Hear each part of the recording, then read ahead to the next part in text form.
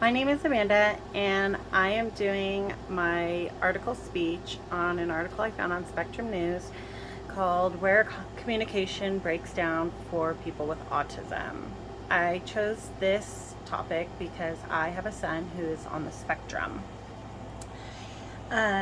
People with autism struggle with communication because they many times they lack rhythm of speech, uh, pitch, inflection, and facial expressions and facial cues.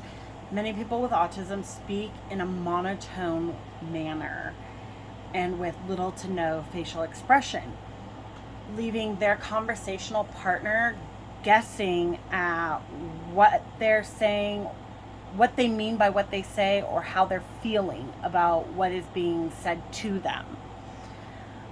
This leads to a lot of confusion, and tends to prompt the conversational partner to interrupt for clarification. These interruptions can cause more difficulties for the person with autism, prompting them to become frustrated, lose their train of thought, to stutter, or to give up on the conversation altogether, and sometimes even behavioral outbursts can result in it. I know with my son, interrupting him during a conversation or while he's trying to tell me something is like the worst thing I could possibly do. He becomes instantly frustrated. He gets loses his train of thought, and he'll start repeating, but not with clarification. He'll start repeating and saying exactly what he was saying the first time, not changing it. His tone doesn't change. And every time I interrupt, he gets more and more frustrated. And sometimes we'll just say, just forget it and walk away because he's so frustrated. Same with like facial expressions and understanding facial cues.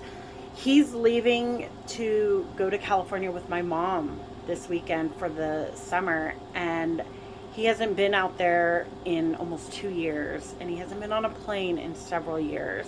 So I asked him, I said, Grayson, are you really excited to go on the plane? He said, yeah, I'm excited. I was like, are you sure? Yeah, I'm excited.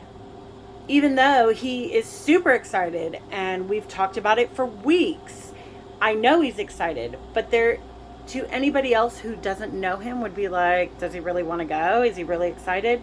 Well, yeah, he just doesn't show his excitement the way other people would show their excitement. Or when you ask him, hey, did you like your dinner? Yeah, it was good. There's not a lot of descriptive words in his speech. So it leads to communication barriers and difficulties with people, especially who don't know him and don't understand how he talks and what he means by what he says.